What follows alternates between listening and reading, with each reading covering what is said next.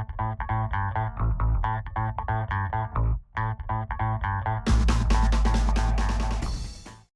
my last video, I said I would be building one of these for the 18th annual 24-hour model build that runs from noon to noon on your local time zone. This year it's January 27th and 28th, 2024, and it runs alongside the Rolex 24 at Daytona. I entered it last year and built two models. That was too much. This year, I'm just going to do one, and it is the, as you can see, the Coca-Cola 1944 Ford 1940. That is a little curious. There was a reason why I picked this. One of the cars that I built last year was a model that my father built, and is no longer with me. And so I replicated that build the best I could. And so this year, we're going to do the same thing and build the number 34 car that he also built, based off of a AMT 40 Ford 1940. Again, that model is no longer with us. He built it in the style of the race cars that he watched when he grew up. And at the time, I didn't really understand it. I just thought it was a little weird and why he cut it all up. But now, all these years later, those cars are pretty cool. So it won't be an exact replica because this is the only photo I have of it. My version is going to be just my version kind of as a tribute to that model. So as you can see, the bench is clear. So let's take a look at what we're going to be doing. We have the body. Anyone that's familiar with the AMT 40 Ford knows what this looks like. It has a fender. And that's basically it. We got a chassis. Seems to be missing half of an engine. Extra flash for our pleasure. Has a seat. I'll probably do something with that. It has a hood, roll bar. I'll be using that. And don't really know what that thing is. I think that's like an extra cross member, a smoothie grill, a billet steering wheel. Yeah, that's a hard no. We have some wheel thingies. We might use those. I don't know. This particular version, that looks like the flathead engine. We'll be using the flathead engine because that's appropriate. These Trans Am looking seats are not, so those will wind up probably in the burn pile. I don't know. Those are actually pretty good. I think we'll not burn pile those. Dash, that looks custom. Won't be using. We have a front axle, some wheel backs, a two-piece scoopage, more flash, a rear axle. That looks like important flathead parts, important steering wheel. Is that a trailer hitch? Who knows? I have a curious extra bag of parts. That is the interior bucket. And I think that's an engine stand. I don't know if we'll use that. And there we have another piece of an engine. Oh, that's important. There's the stock dash. We'll be using that. Glassage. Yep, that's good. More of these things. You can never have too many of these. These are a little bit wider. And then it has these tires, which, sorry, do not work. So the plan is to build something along the lines of, a 50s, early 50s era Saturday night special, Friday night special, maybe a beach special, but nothing that would be, real high tech and high dollar.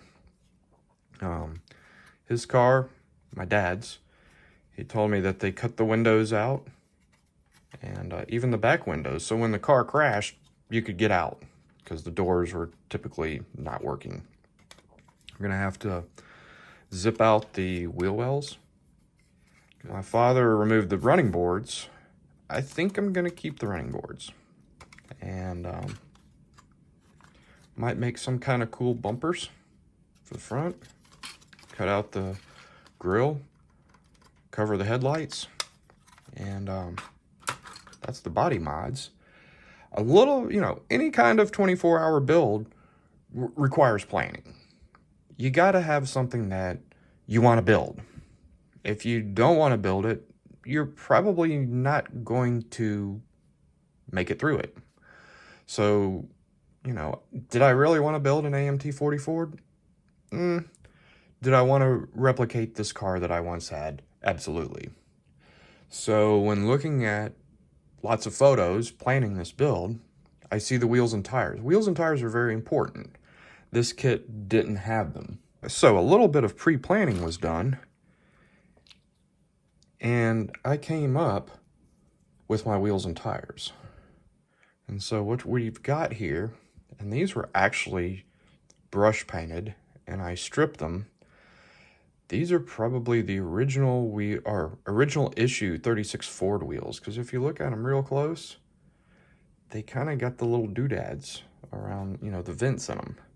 And I don't think the new ones have them. And so for rear tires, we are going to, I picked these, they kind of have the diamond pattern around it. I think these are like Revell tires.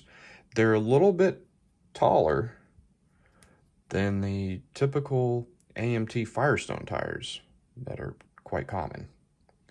When you look at them, they're just a little bit taller. So that's going to give it a little bit better stance. And then these guys always ran the little tire on the left front. And so this is probably some kind of tire, maybe out of original issue Corvair, Falcon, the smaller tire, Tempest, those little cars. And I had to hog it out to get that wheel to fit. But when you see that one, yeah, it's even smaller. So I have the 3 size tires, as I try to drop them, that are typical. So that right there, we're going to just put these back in the box so I don't lose them. These probably go in the burn pile. They won't smell that good. So let's get busy. Okay, it is noon on the 27th. And here we go. Have pre-race on. 39 minutes till the actual start. So, as I said, let's get the party started. Yeah, the first thing we're going to do is zip these wheel wells and windows out. Of course, we're not going to go through everything, but to do this, you all know what that means. Let's cut it.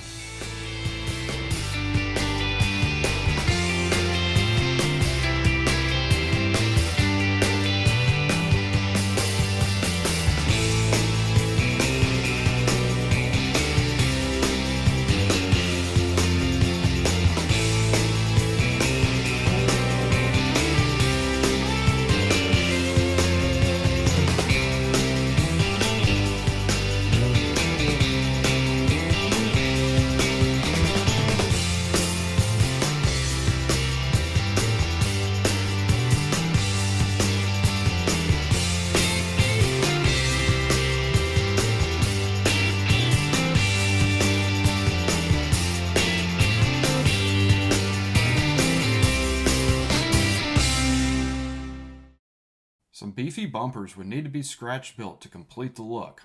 Evergreen Plastic to the rescue.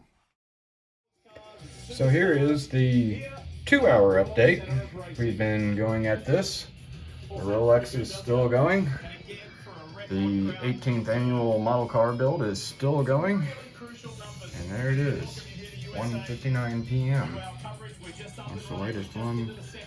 Larry Dufferin is counting down to start his Californian. And we have made a mess. We have the bumpers scratch built, window cut out, fenders cut out. We're just kind of refining things, getting the chassis ready to start getting some wheels on this thing pretty soon. Then I know we can move to paint. There you go. Now it's mocked up with the wheels and tires and shows the look I'm after. Need to get some paint on it to stay on schedule. The first color is Tamiya TS21 Gold. This paint was chosen because it's made for models and dries incredibly fast. 3 very light coats about 10 minutes apart achieved this finish. Then it went into a food dehydrator to cure even faster. While the gold was curing, the engine was started. I wanted to add a little bit of detail to the flathead. It's hard to believe that this is the first flathead that I've put spark plug wires on. To make this process go as quickly and cleanly as possible, I chose to insert K&S 1mm brass tube into the holes I had drilled where the molded spark plugs once were. The distributor up front was drilled straight through. Later I would only use 4 pieces of wire to connect everything and no glue would be needed. A simple piece of evergreen strip was added to the intake manifold, with some parts box carbs added. The 40 Ford optional headers were modified to fit the flathead, so it'd have some appearance of being souped up.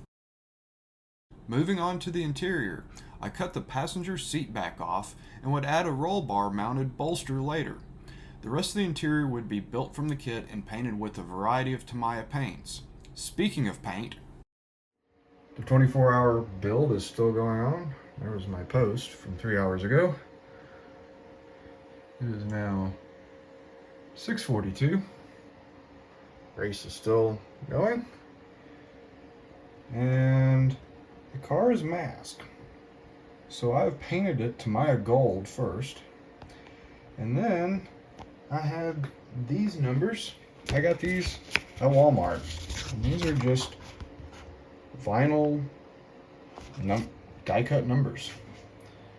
They were, I think, a couple of bucks. And I only had, comes with 2 sets of black and a set of gold. And what we're going to use these is the mask. So I can have the gold numbers underneath it. And then we're going to paint this red. So that's the plan. And there's the hood. It's going to get painted red. So we're getting ready to paint. Paint the red. Watch the race. So I've started to pull the mask off. The 3 came out really nice. Let's see what happens with the 4. It's kind of hard to do with one hand. Oh, yeah. Looks pretty good. Let's pull off some more tape. After nearly 8 hours of blitzkrieg model building, it's time for a break. Eat some dinner and check out how the other modelers are progressing. This year, more than 200 people from around the world are participating in this group build and posting their progress along the way. The next morning, the engine was completed first. The wires were a piece of cake. Insert through the distributor and thread into brass tube. The interior got wrapped up next. The seat got weathered with a little bit of washes. I considered adding some seat belts, but I was starting to run out of time. So here we are. We've been modeling for basically the last 4.5 hours trying to get this done.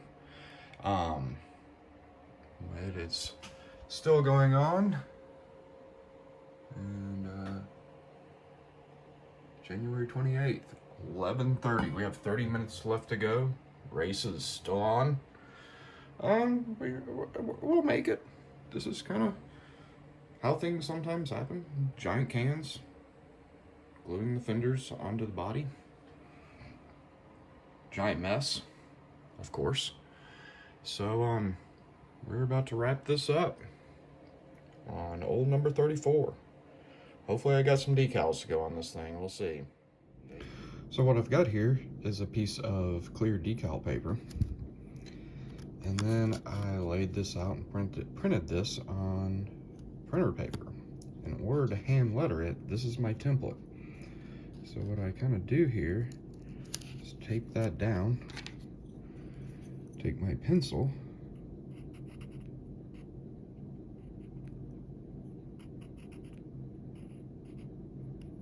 and go over all these letters. And what it's doing is putting a depression on the decal paper. So I have something to kind of go by so I can keep it at least somewhat straight.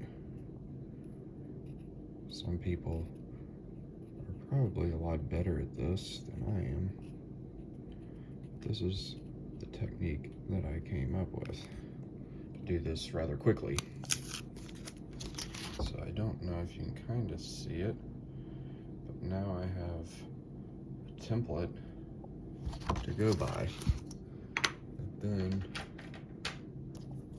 take a Sharpie. And this is very hard to do with the camera and the pen and get a light, but you can kind of see how to do this. And we're just simply, that one didn't really go good.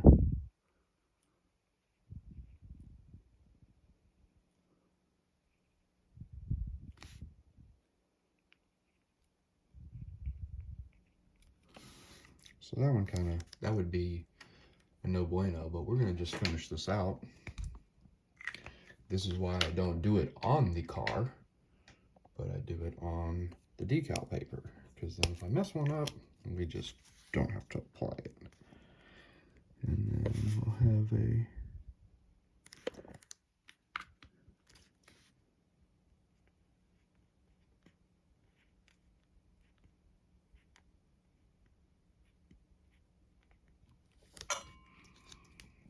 little bit of gold. Back to the Sharpie.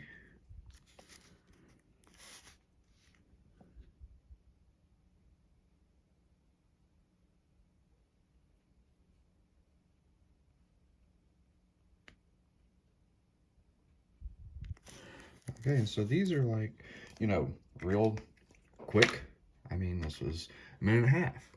And if you want, you could spend as much time as you need doing this technique, laying out lines, etc., etc.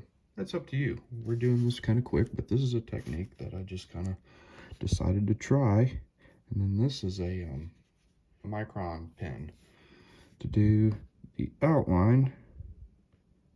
Now, I would say that what might work better here is if you dull coat the decal, then it'll have a little bit more tooth. So I might try that on the next time I want to try this. And so there's a decal. And the decals got applied with about 15 minutes to spare. I will never recommend rushing any model car project, and how I look at the 24-hour build is not about rushing, but analyzing how to maximize your effort within that time frame. This requires effective planning and having a good understanding of how much time it takes to complete a task. Subject matter choice is also a major consideration if you hope to complete your project within this extreme time frame. I hope this 24-hour model gives you some ideas of how to complete your next project. Just don't rush it, and have fun. Be sure to like, comment, subscribe, you know what to do, because I have all kinds of model car stories to tell. Thanks for watching.